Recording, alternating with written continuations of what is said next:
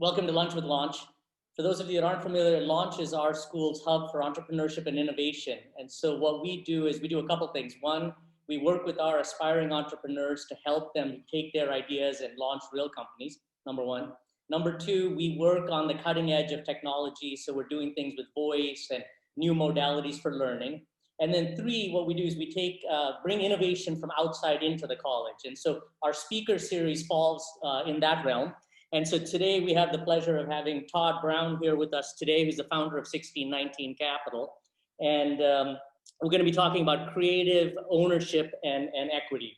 So Todd, just for your background, we're very focused on communication and the arts and the creative enterprises and the creative economy. So we've talked a lot about kind of the importance of creativity as a skill. And now we've been talking about the 5 Ps. And now starting to talk about some of the challenges with the creative economy, particularly now. Last week we talked about gentrification, and this week we'd like to talk with you about diversity, inclusion, and ethics. Then we're going to actually move on and talk about specific creative industries, things like the advertising agencies, tech companies like Snap and Facebook, music, TV, and film as well. So welcome. Great to have you with us. I'm glad to be here. I think that the topic is very germane and timely for people evolving their thought process about being in the entertainment or creative businesses. So thank you for having me. Yes. And by the way, we have this budding tradition with me and my class. I'm trying to make it for all my meetings, even with my peers and my leadership. But we start each meeting with a song. And so there's some relevance to the song. Last week we were talking about business models, and so we played Jay-Z and Kanye. I'm not a businessman, but I'm a businessman. Last week we talked about we had a filmmaker who'd worked with Too Shorts. We played some Too Short, and so I'm going to leave it for the audience to figure out why we played Bobby Brown today. Of course, he's a Boston born and bred. He looks a lot younger there and a lot skinnier than he is now. But when I was a freshman in college, that was like the jam, and that was the album. So great. So great to have you with us. So I don't think I can really do kind of Todd's background justice, but he's had kind of a varied career. He's worked in Fortune 50 companies, tech companies like Dell, HP, media companies like Viacom and CBS, startups and TheGrio as well. And now he's the founder of 1619 Capital. Todd, perhaps we can start by maybe just giving us a quick overview of your background and Sure. So far. And then for the audience's sake, what we're going to do is we're going to have an interactive session. Todd and I will talk for about kind of 45 minutes. We've got kind of a script of questions. We'll open it up for questions at the end. If you have questions, please put it in the chat. And if you all could mute yourself also, it would be appreciated. All right, Todd, I'll turn it to you. Sure. Thank you, Sanjay. First of all, I'm glad to be here, and I appreciate everybody's time and attention. My career story is interesting in that I started off traditionally working for Fortune 15 companies for 30 years. And I worked in creative businesses for 10 of those 30 years and focused on the notion of media and its ability to be distributed on all the places where media exists and being legitimately in the creative entertainment business, working with some big brands. And when I turned 50, 7 years ago, I decided to get engaged with the innovation and the disruption that's going on relative to the entertainment industry. So I moved out to Silicon Valley. I did a startup that was the creator of something called the second screen viewing, which is most millennials and Gen X's are now not just watching television, they're engaging with other media platforms. And the notion of monetizing those media platforms was a precept that we thought was important. It ended up being very interesting because we were engaging around existing media, but looking for new ways to make money with it. Then I took a pivot and decided to try to infuse some of that creativity and technology into a 70-year-old brand called Ebony and Jet magazine and a Black-owned company called Johnson Publishing Company. And marrying the old paradigm of media with the new paradigm and then dealing with the challenges of a 70-year-old entrepreneurship was very interesting. And then I pivoted from there, having packaged that for sale, and ran a media company that really delivered news to African-American women, about 6 million a month, with all the topics that are relevant. It was a company that was owned by NBC, and I ended up selling it to an emerging company called Allen Enterprise, where Byron Allen is now aggregating a lot of media. He has a film company, he has traditional television, as well as working with the new platforms. So in the last couple of years, I've been focused on this notion of equity ownership and closing the wealth gap in my community. And that's why I formed 1619. A lot of people are talking about reparations and talking about the moment we're in with Black Lives Matter. I think a lot of these pledges need to be transformed from programs and charities into economic vehicles, and really leveraging the capabilities of the notion that Black people came here in 1619 and they're left largely without any wealth. And how do we now start building structures and taking advantage of their creativity and their power to move forward? And that brought me into the paradigm that I'm in right now of using innovation, creativity, and technology to turn it into businesses. And that's how I encountered Sanjay, and I'm glad to be here. Yes. No, thank you very much. Maybe we can start. I know you have kind of a mantra about famous and broke. And before we can talk about diversity, inclusion, and what that means, we've talked a lot about kind of the creative industries, the creators holding on to their IP, understanding their rights. And I think it really fits nicely under this mantra of yours. So maybe we can just kind of start there, because I think that's kind of a nice starting point to set up the conversation. Sure. I spent 7 years at Comcast, and a lot of folks don't know Comcast owns E Entertainment, which is now the Kardashian platform, if you will, or it won't be much longer as they're moving into social, digital. So I sat next to Ryan Seacrest when he originally concepted this notion. People don't know it, but the first couple of shows Ryan did were just really bad copies of The Real World from MTV, which is where I came from, and they were abysmal failures. And he happened on these cultural icons, which later became the Kardashian family. Like it or not, they really engaged in a very smart way. And what I watched when I was at E, living in Hollywood for 7 years, was a lot of creatives do a great job at what I call show, but they do a horrible job at business. And so most of the folk I knew, and I won't give too many names, they were really, really famous, both athletes and artists, but in reality, they were broke, meaning they had very little to show outside of the bling when it came to understanding the businesses they were in. And so I created a show. I actually concepted a couple of shows. One of them is now called Big Rich Texas. It was originally called Dallas Divas and Daughters. And I saw a lot of people on the business side understanding what show business was all about. And in short, I noticed that most people were famous and broke because they didn't understand the basic precepts of how the revenue and profit, the business model of really leveraging their content and creating value was done. And at the end of the day, most of the entertainment business is about a subscription. Either you're going to buy a ticket or you're going to buy an ability to see that content, or it's going to be advertising where advertisers are paying for the audience that you've aggregated. And what I find mostly in this concept is most artists are so happy to be famous, they sign a deal not understanding the business model. And I watched a lot of people outside of the Kardashians get very famous and not get very wealthy. The Kardashian deal is interesting because a lot of what we were doing on the network and business side was allowing for emerging talent to be shown, but we would lock up all of their digital rights, their intellectual property rights, and they could not make money beyond what we paid them on the show. So they didn't own their names, their content, and their brands. What's unique about the Kardashians, it was such an abysmal failure in the first couple of years that we couldn't sell any advertising on that show outside of Girls Gone Wild. You guys may be too young to understand how bad that advertising was, but no other brand wanted to be affiliated with the Kardashians. So the Kardashians weren't sought out as someone that we would naturally do what's called a 360 deal with. That means that I lock up all your rights outside of your ability to appear on my air. The Kardashians were lucky enough to be in a position where they could now monetize everything derivative beyond their fame.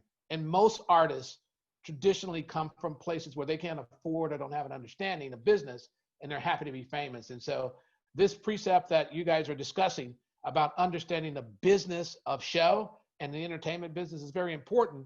And if you're on the side of the line where you're managing and working and helping to monetize creativity, it's very important to know what that model looks like and decide what's right for the engagement that you're in.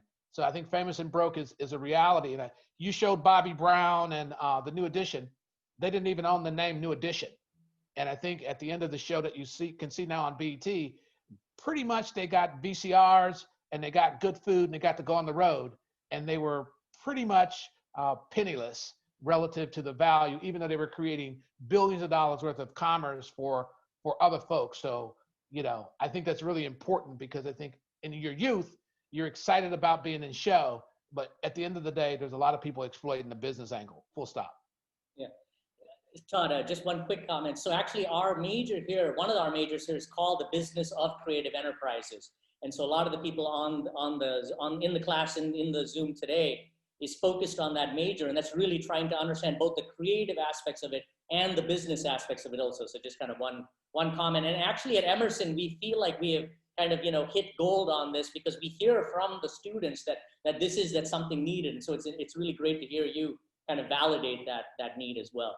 The second point, just last week, we talked about business models. And so you're reinforcing the need for the creator, the artist, to understand the different business models and understand how they retain their name, their rights, their value, correct? So your point is somebody like a Bobby Brown or a TLC didn't do this well, unlike, say, a Kardashian or a Master P. And so what I mean, why is that? Like what Bobby Brown and his crew didn't know? Sure, I think there's two drivers there. One is if you're already broke, then fame looks very valuable to you because you think fame equates to monetary wealth or a long tail of monetization of your talent. Talent has a window and a shelf life. And so I think if you're super broke and someone offers you fame and food and sort of likes, if you will, then again, that deal is easier to be made. I think a lot of folk come from places where they're economically challenged and what they have is their talent, whether it's an athlete or a creator. Then I think you're in places where people have already figured out how to feed themselves well, and they understand that they want to be wealthy. And I think when you think about Percy Miller or Master P, when he's offered $1 million from Jimmy Iovine, his first thought was, why is this white man offering me $1 million? I must be worth $1 billion. So he was able, with $5 in his pocket, according to his mantra, to turn down because he bet on his ability to monetize his own business. Now that comes with a lot of risk. If I sign you for $1 million and the cost of delivering your product, polishing your product, marketing your product is $950,000, I basically paid you $50,000 for the rights to everything that you produce, the publishing and the long tail of distribution. And a lot of folks think that they have $1 million deal. What they have is $1 million budget. So I think it depends on where you come from, and it depends on how valuable or unvaluable the buyer thinks you are. If in the Kardashians case, they largely didn't think that they were super valuable. And so they were able then to get on air and do some building of their brand, and then they were able to monetize it. Another story I shared with Sanjay. Todd, if I can interrupt for a second. So just to be clear, so Bobby Brown, New Edition, they went to them and said, here's a VCR and some bikes. No. You sign over all of your rights and so, no? No, it doesn't come to you that way. They get signed. They get to be in the band. They get to build their brand. They get to be part of the music business. And again, not understanding it and their parents not understanding it. At the end of the day, those terms and conditions laid out that everything that they did, including their hotel and their rides on planes, was all charged back to the budget. And they got to be very, very famous. The clothes they were wearing, again, naivete says, I'm going to get paid, right? Yeah. Well, if you look at your bank account, at the end of the day, what their parents had left, they're still living in the projects in Boston. Right. So this is really important. So your point is we need to understand the terms of the deal. And by the way, you have insight because you were sitting on the Viacom or Comcast side. And so these media agencies or Jimmy Iovine, they come to a creator and say, listen, here's $1 million upfront, sign over your rights. But you have an interesting point, like all the promotion and all that gets charged against the $1 million. New Edition or Bobby's left with $50,000. It didn't happen with the Kardashians because they didn't actually, ironically, they didn't think they were going to be valuable at all, so they didn't bother with negotiating the rights up front.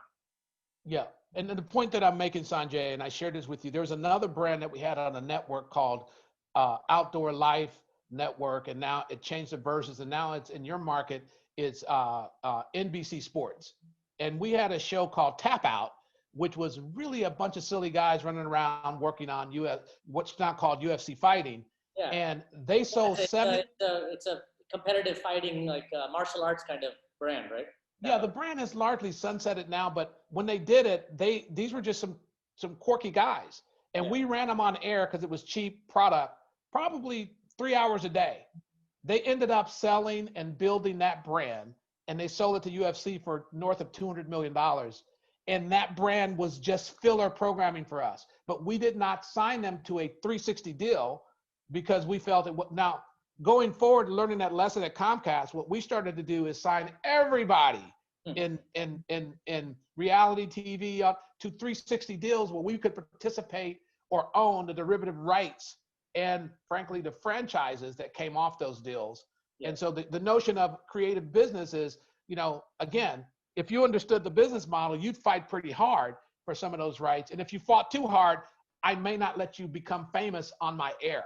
So it's a balancing act, but I think folk have to understand that there's a business model here, and owning your publishing, owning your rights, and understanding both sides of the business model better positions you for decision making. Yes. So on the Tap Out example, your point is that the media entity didn't think that they were going to blow up. They didn't negotiate the rights. They put this show on the air. The Tap Out became famous. I know all the martial arts guys kind of wear the shirt. So the owners of that, they retained ownership of the company, were ultimately able to sell it for $200 million. And Comcast, was it Comcast? Yes. Saw this and said, hey, we left money on the table, and started negotiating these 360 deals subsequently. Yeah, and academically, brands are being created on a platform, and those brands now, because of new media and what I call the productization of brands and personalities, can now make money in all venues. On the artist side, for traditional music, people are making appearances in concerts, and that used to be a situation where that would be revenue windfalls for the artists because all their rights are locked up in publishing. And now the new record deals are starting to do 360, where they frankly can give you money up front and end up owning your ability to make money downstream. I think what's his name out of St. Louis with Nelly, Chunky or Chinky, I can't think of his name is. Yeah, Chingy. Chingy is caught in one of those bad deals now, where he doesn't want to put out any music because all his rights are locked up. Yes, got it. I see. So one learning here is that as creators, we need to understand the business models, understand the dynamics of the people across the table from you, and negotiate and understand your rights and negotiate correctly and carefully so that you're able to retain as much as possible and basically build wealth and not income. There's a difference between income and wealth. Amen. Got it. Okay.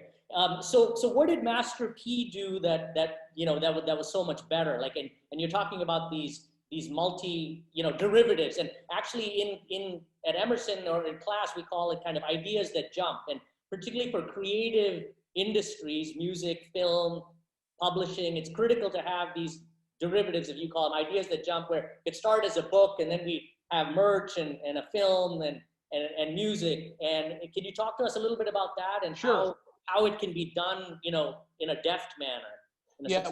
One of the methodologies I use with a lot of my clients I advise, and I advise Beverly Bonds, who created Black Girls Rock, which is a huge brand that appears on BET and also has derivative impact in politics and just really the empowerment of Black women and women of color globally. And one of the concepts that I share with folk is the notion of what I call COMET, where you start with content, then you deal with advocacy or influence agency around the audience that you represent. Then there's a licensing business where you can actually license your image and your trademarks. And then there's a merchandising business where you can create products specifically under your brand. And then you can do what we're doing today. You can do experiential master classes and make connections with people and invite them into the experience physically and virtually. And then you can do it in the smartest way possible by what you see the Kardashians doing today. They're shifting to technology-based platforms, either apps that are monetizing experiences on how to put up makeup or driving content in partnership with a big brand. I think Kylie has 200 million people on Instagram.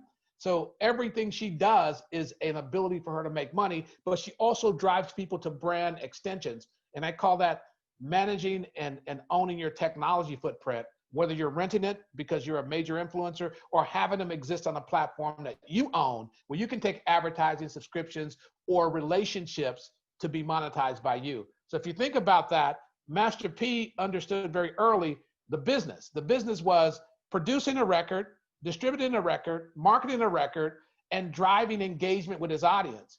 And it felt like $1 million would be interesting, but the macro on that may have been 150 million or 200 million. I think at his height, he had $200 million worth of revenue coming to him because he signed a deal that was 85% distribution by Jimmy Iovine's company, no, by a new company that wasn't Jimmy Iovine, who refused to do business with him. And he actually, did a 15% share with them. So it was a reverse economics that had never been done before in the history of music, where it's not 97.3 in favor of the record companies. It was 85, but he did take on the burden of having to produce his own records, market his own records, and what he got from them was distribution. So I think it's just a balanced conversation and understanding the holistic model.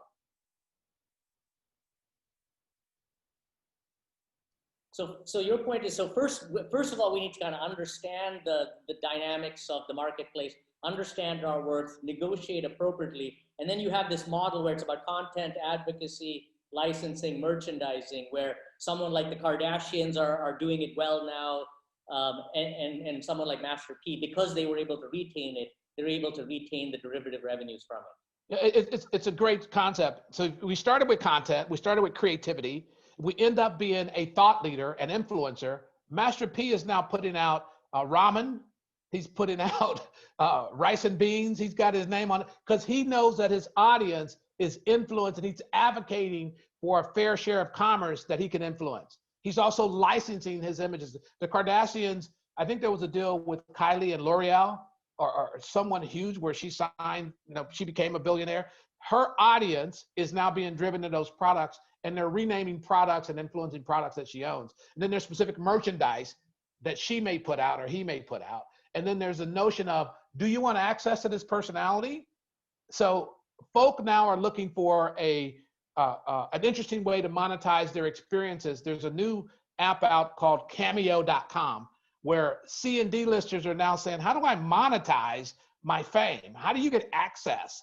I think in a bad example, Sanjay, OnlyFans are now on more of a salacious manner, teaching people how to long tail monetize their fame on a platform that pays them more than just being famous on Instagram. So I think all these things are coming around my precept of a Comet model, where content is driving influence on advocacy, that's creating an ability to license. If you own the rights to your trademark brands and all the right categories, then creating specific merchandise, and then engaging people in a very powerful way around experiential. And then understanding all these things are being monetized through what we call ubiquitous technology. Yes. And it's usually rented by someone else, or you can drive people to your own monetizable platform yourself. So that is the model that's happening today.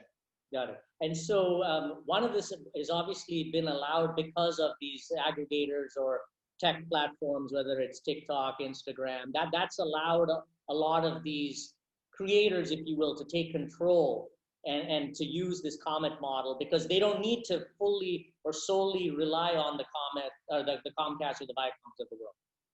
Well, it's interesting. When I was at Viacom and MTV, everyone's like, MTV's no longer playing music videos. I mean, you guys aren't old enough to have heard this trope, but it was MTV.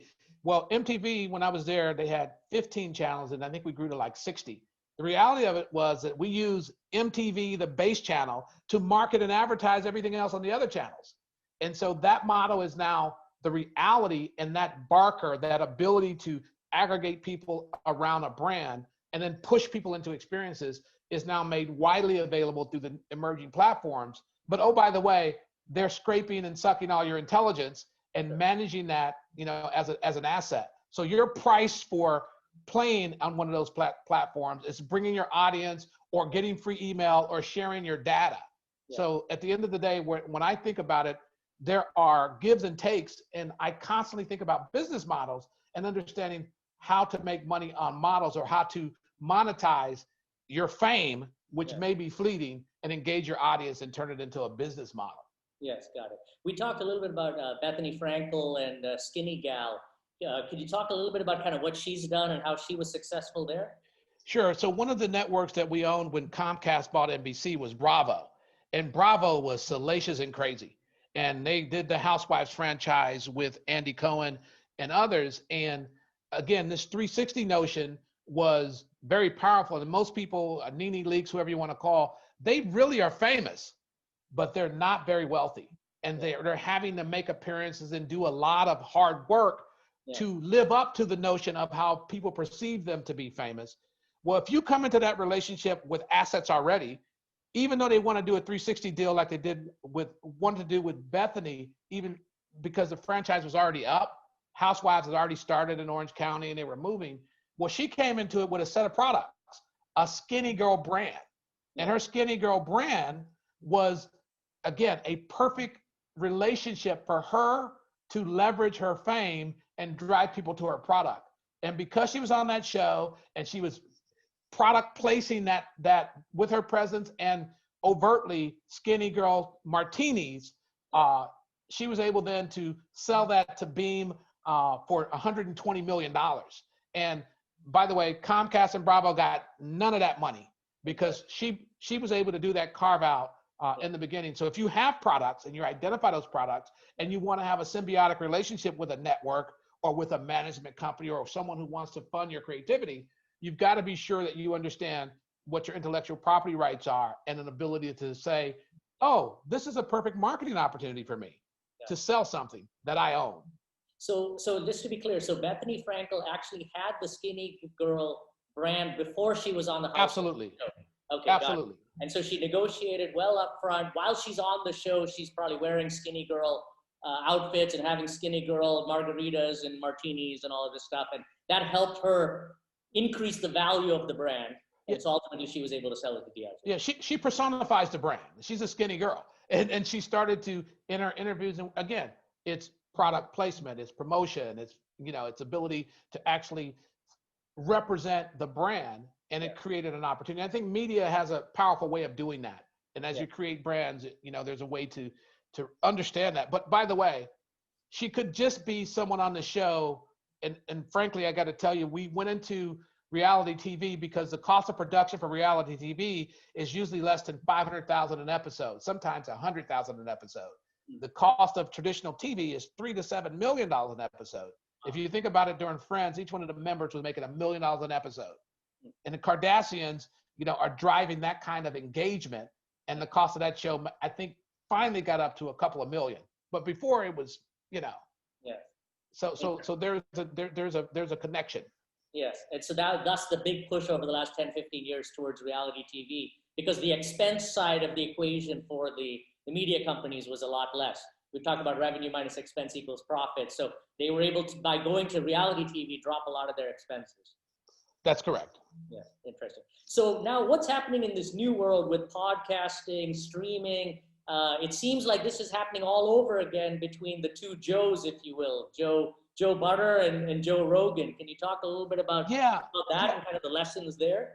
I think that segues into diversity in media a little bit, and the notion is that, and Reginald Hudlin said this, who created House Party and Boomerang and Django and a bunch of other things he's been affiliated with. And I think he's been the executive producer lately at the Oscars and the Emmys. And so what he said that one of his struggles has been is that most of this creativity is coming from the margins for disenfranchised people, poor people, creative people. There's a lot of that work that come from what he calls ghettos and barrios across the globe. And a lot of that work starts in a place where I don't know if you guys, I know you're not old enough to understand this, but Fox, the network, started off with Living Color and The Simpsons. They had no programming. They were trying to entertain young people, brown people, and black people. And it was just a bunch of really lowbrow shows. And once they were able to build the audience, then they were able to invest some money and get sports.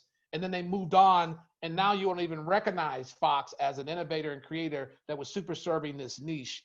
And so I think when you look at the emerging of new technology platforms, they're trying to aggregate cool and voice. And so Joe Budden has been really moving out of a business of being a rapper. And once you become 45, you're rapping unless you're Jay-Z is really not that relevant. And he found himself to be famous in a lot of places, but broke. And so he moved to a new platform. So what's his name? Joe Butter? B-U-D-D? Joe Budden, Joebudden. Okay, I've never heard of him. Yeah, and so he's got a pretty loud voice when it comes to podcasts and new media. Well, Joe Rogan also has a very loud voice, and Joe Rogan was able to take his audience and negotiate a north of $100 million deal for taking his audience, on the platform. Well, Joe Budden tried to negotiate the same thing, and his first offer was a bunch of gold watches for him and his entire cast. And he was like, "Oh no, I recognize this. This is what you did to me in the music business when I was 19. So his notion was to either take his audience to a platform where he could monetize it or get a reasonable offer. Some people say, he wanted the 100 million and they wouldn't even begin the conversation. And the offers that we're making him were more akin to what they offer creative people that are unsophisticated. And so the level of sophistication and knowledge on new platforms is also driving the experience that owners have, which is exploitation of talent. Yeah. And so talent is now saying, is there a way in the new technology realm for me to exist in a place where I can own, the right portion? Now, and the underpin of this, Sanjay, and folks on the phone, is that if I could make 70% of a small number as opposed to 0.01% of a large number, it's how much money that comes to me that's relevant to my wealth generation, not how famous or me being affiliated with someone else's brand.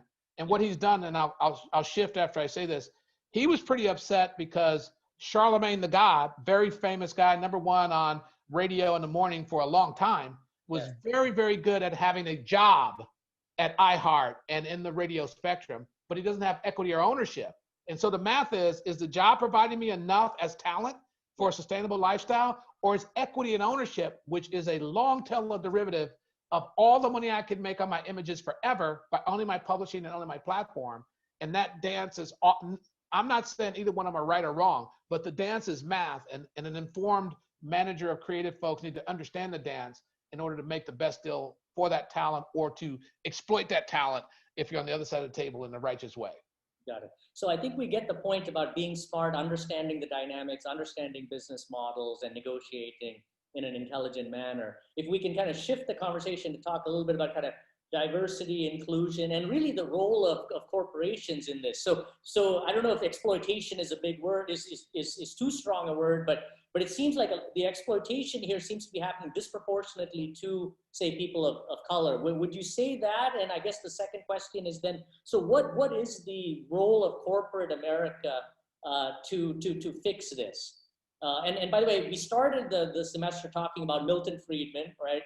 University of Chicago, Nobel Prize winning economist, and he talks about kind of the role of the corporation just to make money, right? And not to worry about diversity, ethics, social equality in society. And I would love to kind of get your thoughts on that in terms of the role of the corporation around this. Well, I actually like what he said. I think it is about making money. And I think if you want to make money in the short term, you can abuse your customers. You can absolutely not have them, as Henry Ford did. The workers at the factory were given a living wage so they could buy more cars. And if they bought more cars, then there's a macroeconomic impact. And so I think my notion as a rugged capitalist is that we need to make money, but we need to be able to let all boats rise. I think the notion of self-esteem and company esteem is really interesting because I think it's going to run out of customers if you don't do the care and feeding of those folks that are in your constituency. And so I think community esteem requires companies to understand their role as people that sell goods and services, but also who they sell them to. So the customer centricity around that in any disenfranchised or client base requires, I think, them to do something that enables both a supply chain of resources, people, capital, revenue, delivery of infrastructure to connect with the idea that you can make money in the short term, but you can die very quickly. And again, I think disenfranchised communities tend to participate in the download of the market, meaning consumers, and they don't necessarily get to participate in the equity and the ownership and the decision making of what goes forward. And specifically in my community, we spend $1.3 billion every year. The average dollar in the Black community circulates 6 hours. In other communities, it could last, in the Asian community, it could last, a month. And it's 15, 20 days in other communities. And so the idea of consumption is a dependency of the macro market. And as we shift to Black Lives Matter, we shift to equity and ownership, we start to make a demand on these companies in a way that can be impactful. Back to the creative side, the last effective boycott in the Black community was called by Jay-Z. He boycotted Cristal.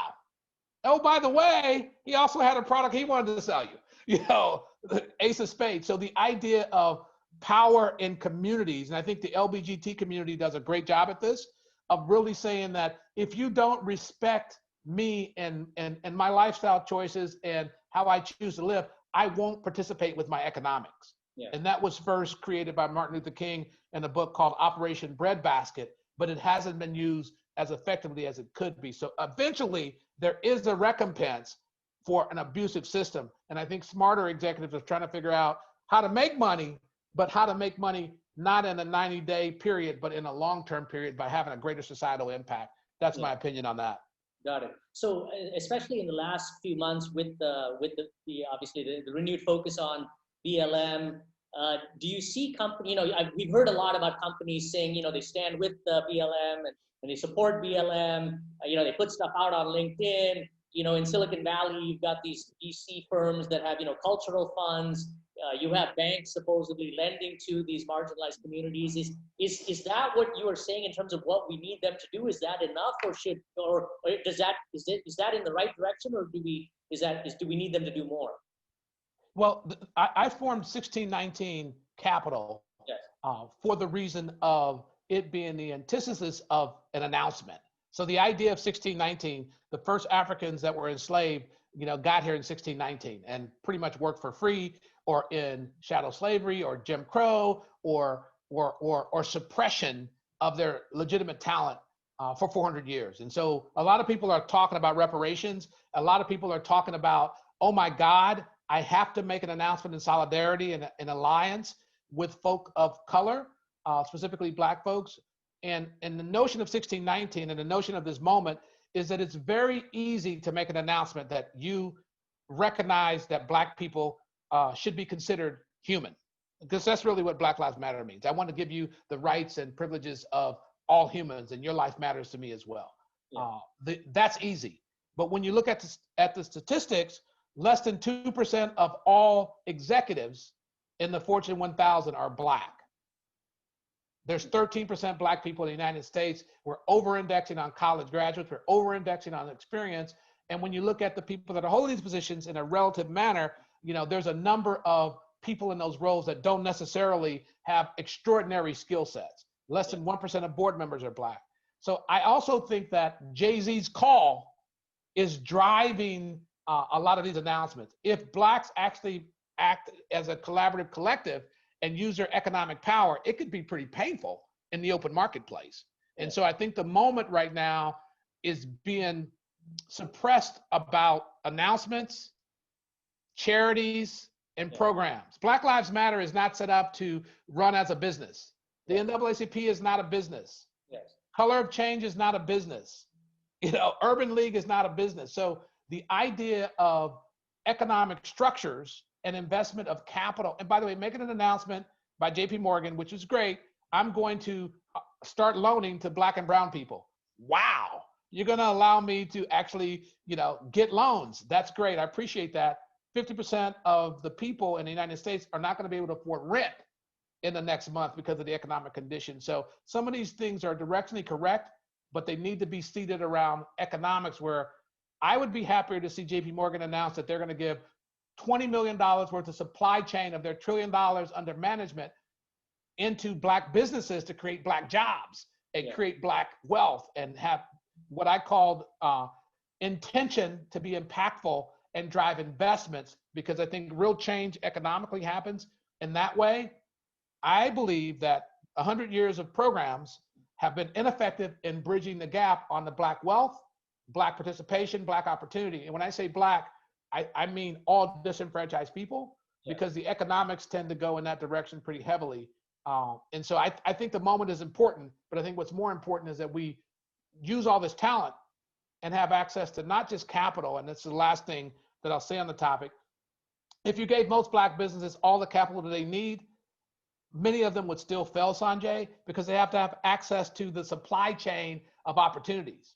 A lot of venture capital starts in entertainment by the entertainment leaders, and they harvest and they buy the products of innovation in those places. If you innovate and create and you still can't sell your goods at market, it becomes somewhat problematic for you. Yes. So around 1619 Capital, can you talk a little bit about that? I know it's a business development corporation. Have you guys raised a fund? Are you partnering with other investment banks? And what exactly are you doing? It sounds like your point is it's not enough just to make announcements and say we're going to loan people money, but how are you guys structurally different that way? Yeah, the idea of 1619 Capital is to aggregate capital in the hands of world-class African Americans and their allies, with the notion of allocating it to infrastructure and impact and frankly helping to close the wealth gap. Our notion is that there's $88 trillion worth of capital in the market. Blacks directly manage less than 95 billion. Robert Smith manages 65 billion of that.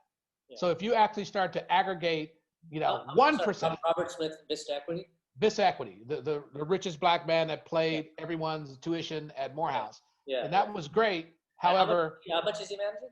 65 billion of capital is under his hands. Okay. Of the 95 billion that's in Black hands. Okay, got it. Compared to the 88 trillion that's in the macro marketplace. So the idea of 1619 is to do what has never been done in our community before, is not have what I call the Jackie Robinson moment. Robert Smith is Jackie Robinson. He gets to play in the major leagues. He gets to participate. But by the way, the Negro League died when Jackie Robinson went. And by the way, thousands and thousands and thousands of baseball players and jobs and economies were destroyed by Jackie getting to be famous in a league that doesn't allow him equity, ownership, and the capabilities of creating franchise value. And then we'll get to see someone like a Satchel Paige in his 60s as opposed to in his prime. So the idea of 1619 is a collective collaborative where we come together and we make a call on family offices, which are these billionaires who care about this racial and social justice. Yeah. We don't want them to give their money only to philanthropics and charities. We want to pour into an investment vehicle that takes advantage to create what we think is going to be 80 Black billionaires by aggregating capital not in the 1 or 2 million category, but in the billions, and then having Blacks do what they've never done before, which is participate together with the whole Negro League entering, and we have equity ownership and capabilities. And if we cross-pollinate, that's good too, but we don't lose ourselves in separate and unequal. We actually lose ourselves in full participation in the economy. Yes. So basically the point is family offices, pension funds, which basically control the allocation of all this money, working with them to actually be able to take some of that capital, have some of that capital be part of 1619, and then 1619 make a deliberate and methodical decision in terms of communities and in entrepreneurs that they are going to be investing in. Less than 1% of all capital goes to Black people. Less than 1% of all capital. I think women may be in the single digits as well, but by and large, the economic system as defined is not working for us. Yes. And so we don't get to try a bunch of stuff. By the way, the reason why this is important, pensions and very large aggregators of money at the state, local, and federal level, that's coming from the sweat equity, sometimes over-indexing the 13% that came from Black people and the 15% that came from brown people. None of that money goes into those communities until we're ready to regentrify or build something or own something. So the idea of a lot of money that seeds this market is coming from the sweat of Black and brown people, but it's not coming back. I'll say this very shortly. A friend of mine runs a private equity firm. He just filed a lawsuit against the state of New Jersey. And he found that the average wealth in the state of New Jersey for white people was $170,000. The average wealth of brown people, black Hispanic people, was 12,000. The average wealth of Black people was 9,000. And when he looked at the investment that was going from these pension funds, which is billions and billions of dollars, into the hands of BlackRock, Goldman Sachs, Bank of America, Chase, that investment was not going into Black communities in Newark, Jersey City. It was going into all the other places that are living, better schools, better. So the idea of participation, and the lawsuit made the claim that we had the right to participate at some reasonable portion as opposed to not at all. And again, I think that's what 1619 is about, is saying, how do we now have a different conversation about where money comes from and how money works, both creatively and otherwise, in an economy to make an impact. And that's the thing that we're trying to claim diversity to be an economic imperative, not to be a slogan or a speech. Got it. We have about 10 minutes left, and maybe I just would have your closing thoughts, as we all here are kind of creatives, and young creatives that are working their way through college. We have some Emerson alums, Kathleen, here with us as well. But we're all kind of working our way through college. We're going to be out in the workforce. We're all part of this creative economy. Maybe closing thoughts in terms of what would you say is kind of our role as this group on the Zoom progresses in their education and in their career. Our role in terms of doing better and closing this wealth inequality gap that we have. Well, I think having a dialogue is really important. I wanted to share one anecdote with you guys. I attended a wedding about 18 months ago, and the gentleman at the wedding was in charge of the Apple Watch from scratch. He was given the assignment to help drive and create and be the major leader of the Apple Watch. The gentleman's background was in exercise management. He did classes and did creatives to help corporations become more fit.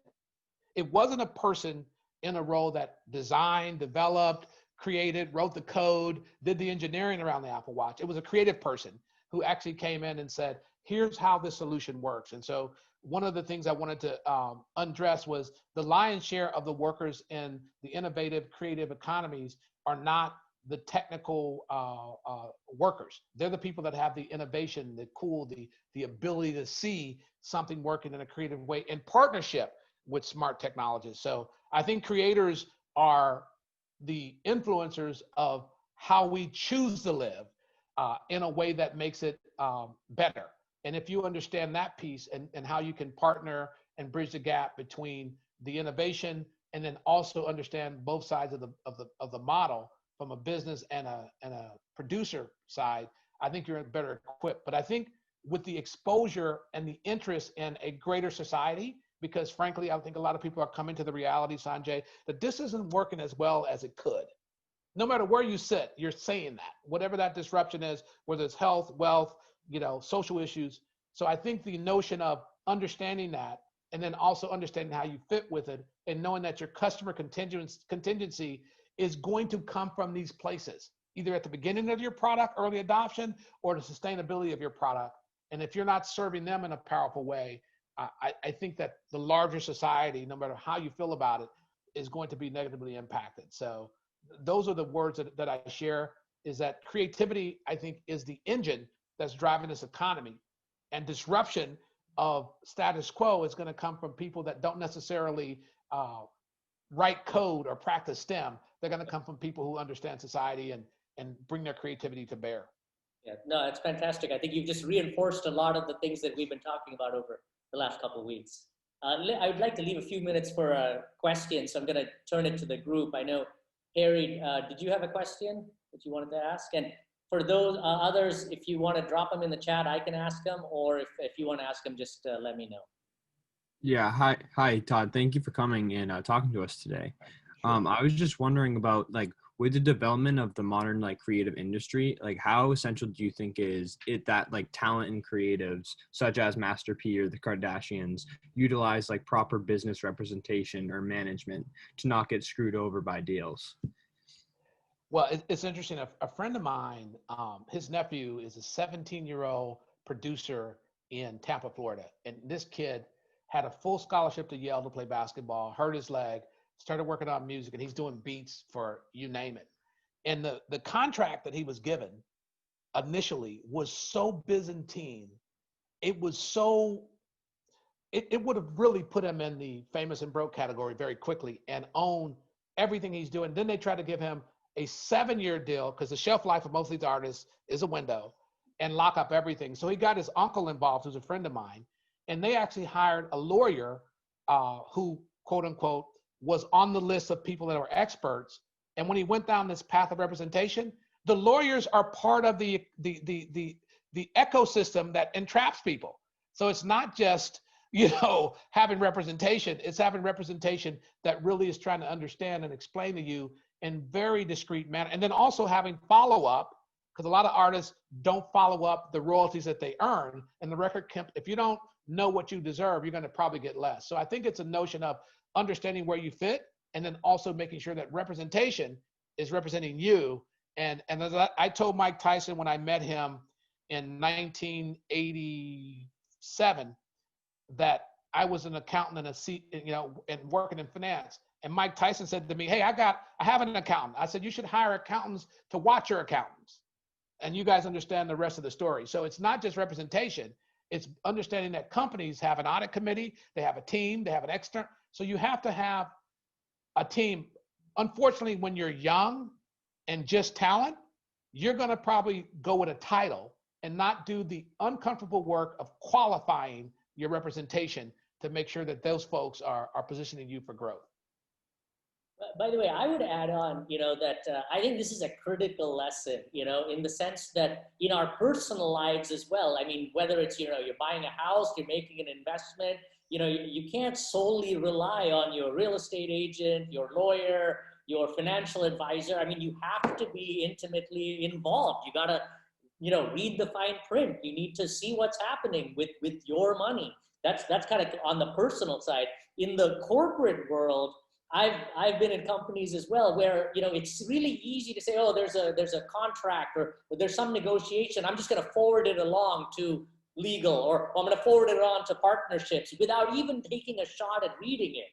And I'd like to just share that with the folks on the phone, because as they go up, it's really important to just take ownership, be proactive, understand what's coming across your desk.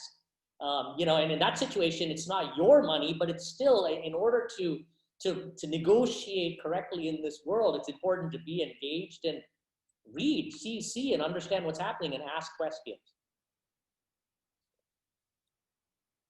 Are there any other questions? Kathleen, by the way, Todd, we have Kathleen Francois, who's actually an Emerson alum, who I'll connect you with, who actually went through a boot camp with us over the summer. She's actually founded a company focused on streaming content for African American and people of color. Kathleen, did you have a question? Thank you, Sanjay, for introducing me. Nice to meet you, Todd.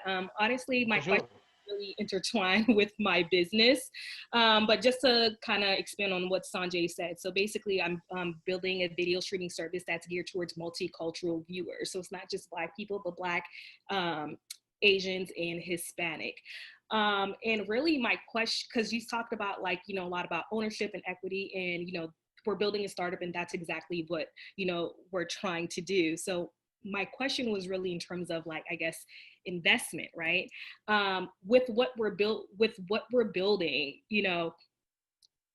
one of the things that my team and I constantly talk about is just really, with what we're building and trying to get investment and stuff like that, we want to make sure that we're not, getting the wrong type of deal. And, that can often happen, especially with investors wanting to get, more percentage out of, what it is that we're building. So I guess my question for now is, what is your advice, Sure. if you don't have a large network. No, I get it. So just you said a bunch of things there, and I'm going to try to dissect it a little bit. Mm-hmm. So the notion of investment connotes that you understand the value of what you're selling. Right. So the beginning of that conversation is, I believe there's a value and you believe there's a value. And if we can agree with what that is directionally, then we can have a conversation about why you're seeking an investment. And then we can talk about the second part of an investment thesis, which is, what is your use of funds? What do you want money for? Mm-hmm. You know, and specifically how that money is going to be impactful for your ability to either build your brand in the case of Facebook, or create a monetization strategy 5, 6, 7 years later in the case of Facebook, right? And then again, there's a precept from entrepreneurs that I talk to all the time. They believe that Zuckerberg owns 30, 40%, 50%, 80% of Facebook. They believe that Bill owns 20, 30, 30, 50%. They believe that Michael owns Dell. The reality is all those people own less than 10% of their companies. I think Jeff Bezos had the largest share of his company. He had 16%, which in his divorce, he gave his wife 4%. So the idea of being diluted over time is a very powerful idea, but most first-time raisers of funds, because you are broke and not famous yet, haven't done what you may end up giving up anywhere from 0 to 50% of your company to the initial investors, because they're providing hopefully more money, access, infrastructure, capabilities of getting you to the next opportunity where your model and your MVP may be more proven and your audience may be more verified and your product fit may be more clear. Then the value of your company is increased as a result of that. And so by the time you get to the public markets, you may end up owning 10% of a $300 billion company. That makes you worth $30 billion. So the idea of how a company matures through the capital space is very important, but it starts with this premise, Kathleen, that says, I understand how valuable this product is, where it fits in the marketplace, how much of it I've built, and then the conversation is, how much am I willing to give up in order to continue to play, and how do I now position myself that at the end of this journey that I am a rights holder that can make decisions about the product, even if I'm giving up equity. You saw Zuckerberg and others, and even the folks at Comcast, they gave up a lot of shares to the market, public or otherwise, but they maintained voting shares and controlling interest in how decisions are made, because their ideas as original entrepreneurs is to build this thing and actually create a marketplace. And again, you have to partner, whether it's debt or equity, you're in that same conversation that starts with value. Mm-hmm. Thank you.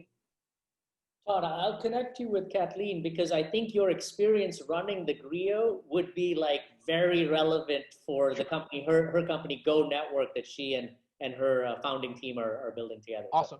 So I think there's some great synergies there. Thank you very much, Sanjay. Thank you, Todd. Yes, thank you. Tammy, Laura, you had a question? Yes, hi, nice to meet you. So I was just thinking about everything you were saying with as a like creative, like kind of not letting people like take advantage of you, and like knowing a lot more than you think you even need to know about the behind the scenes and everything. And I think it's really interesting with now, especially like in the entertainment world and digital media and social media, there's like a lot of like young creatives and kind of like their brand, like you can look at like TikTok or like, you know, other like digital sources of entertainment, in which a lot of these like younger creatives are like, just like they have, how do I describe it? They have some sort of value because they're able to reach a younger audience. And I thought that was interesting, because I look at a lot of these people, like for example, right now, like for example, like Charlie D'Amelio, or like creatives like that, like young people. I know some other people as well who are like in all of these different deals with like Spotify and all these different brands. So that was a little bit of a ramble. But I was just wondering, like, what, how do I phrase it? I'm sorry. You're fine. How do you, okay, so like if like someone is working with a brand or like is a content creator. Like for example, like I work with some brands right now, like on social media and stuff, and I've been struggling with kind of having, because like there's the aspect of like creating content, and then there's the other aspect of like the business side. And I actually was really stressed about that, and I was talking with like some people about it, and like how I felt like I'm very like, it's cool that I get to create content for them, but I feel like I'm very sometimes I feel I'm unqualified in terms of like, you know, knowing how to like on the money side and things like that. And like some more brands, like different brands are still reaching out to me, and sometimes I'm like, I don't really know how to differentiate, you know, like what I don't just want to like, I don't know how to describe it, because I get it. I think you're doing a good job of describing it, and I'd like to speak into it. Okay. So I'll take an example that I think is real. So Okay. A friend of mine was on CNN for a really long time, and then he was on TV One. His name is Roland Martin. He's a very loud voice about what's going on with news, and they were paying him a ton of money, right, on CNN. They were paying him a ton of money on TV One as a platform. But now he decided to go independent. Roland Martin Unfiltered. He's making six figures on YouTube. He's selling advertising on Periscope. He's driving engagement on Instagram and Facebook, and he's making 5 times the money as an independent person. And he's also selling podcasts and conversations and engagement, because he has an audience that has 10 million views a month, and he's connected with 30 million views around hot times. And so I'm able to broker deals for him, because he represents Black media and politics, with some of the $700 million that Joe Biden is spending, and some of the money that Denny's is spending, and some of the money that the pharmaceuticals are spending, some of the money that the census is spending. So the idea of understanding who you are as a brand and the audience that you serve, and if you're existing on a platform to amplify messages, and then creating master classes and connections and ways to make money.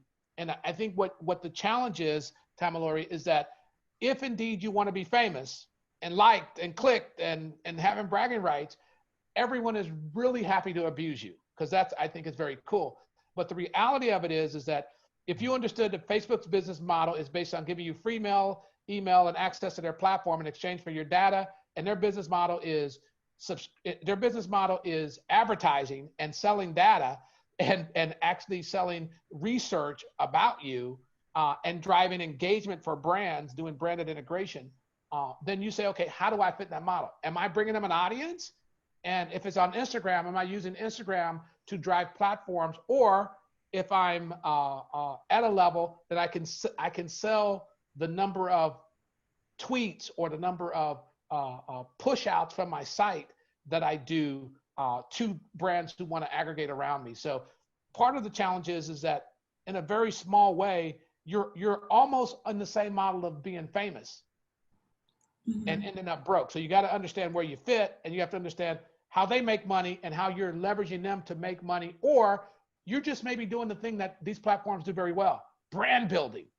Building brand and not making money is the definition of fab. Mm-hmm. Okay. But you got to build a brand in order to make money sometimes. So I think there's a symbiotic relationship there, and you walk the fine line. Yeah. Okay. I don't know if that answers your question, but it goes back to those premises. Yeah. No, that actually does make a lot of sense. And like I'm thinking as you're, yeah. Okay. Thank you so much. Thank you, Ted. Todd, if you have time, we have one last. Sure, I'm fine. So one last question, and then we'll take a picture. Actually, Tamalori is going to take a picture for us after that. I'll turn it to Kathleen, who I think had a question around consumer data. Yeah, I should take a picture. Go ahead. I have one more question about consumer data, because you had mentioned it earlier. So my question to you, is it not smarter, for example, let's just say, okay, I'm going to take an example of Go Network.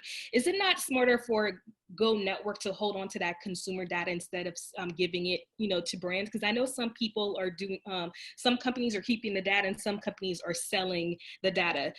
Does it not make more sense for us to keep the data and only give brands what they need to know, what we believe they need to know? It's interesting, again, I said that they're in the advertising, subscription, and data science business, right? Mm-hmm. And so at Yap TV, we created a feature where you could go into our app and you could then, we had the direct stream from Twitter, we had the direct stream from Facebook when they were still allowing people to do that, and you could appear on our app, but you were also simultaneously on these other platforms. And you were accessing the data from the websites of whatever celebrity you were watching. So the aggregation of all this content into one place. And the battle that we got into, Kathleen, was who owned the data? Mm-hmm. Well, at the end of, and then the underpin of that question is who owns the customer and for what reason? So the Kardashians own influence, right? They have a one-way medium. They're broadcasting on television. They're broadcasting on Instagram. They're broadcasting on TikTok. They're broadcasting on Twitter. Unless you have an app that aggregates and is authenticated with your email, your phone number, your geocode, you don't have any data. That data is all owned by Facebook. It's all owned by Instagram. It's all owned by TikTok and Twitter. So you have to have access to that data, and you have to understand how you fit within that ecosystem. So if you are driving audience engagement, then you own the audience. The Kardashians own the audience, so they can sell that influence in an audience across multiple platforms. And so the data requires you to be able to scrape that data and start to do machine learning and AI and all kinds of smart stuff with it. So if I enter your experience through your front end and you're able to be authenticated by giving me your customer data, which is what you do at Facebook, Instagram, Twitter, TikTok, you give them your data in exchange to use their platform. So if you're able to get the data, then you have a data business. If you're not able to get the data, then you have an influence business that exists in ubiquity across multiple platforms. And so I think it's a fine walk. But if you can own data, obviously the multiples on the data business is why you see Facebook, Google, all these folks having the multiples, because they own the customer and the ability to sell them something at some time in the future, and something now if they have a product. So that's really a fine walk. A lot of emerging technologists don't have the ability to actually get free data in volume to have enough understanding of the marketplace. The last thing I would say there are niches that are very important. If I have Dogster, for all the people that love dogs, the value of that, what they call CPM, the amount of money you pay per 1,000 people, is way higher than me broadcasting in the free world that I love dogs. If you've already volunteered to go on Dogster, I already know you like dogs. And so Purina is going to pay me a premium for that audience. I use that example to say that if you are carving out an audience and you are connected with that audience or have their data, you may be able to make a business out of that because the people that want that audience and that data are willing to pay premiums around it. Okay. Thank you. Great. Todd, thank you very much. We can't thank you enough. We know you're building a company and you're out there trying to make the world a better place. So I think it's been fantastic to have you here this morning. A lot of the messages that you conveyed actually reinforce the things that we've learned over the start of this semester. And I just want to take one last minute, and if you could allow us the time to take us a picture, and then we'll let you go. Awesome. Thank you. Pleasure, everybody.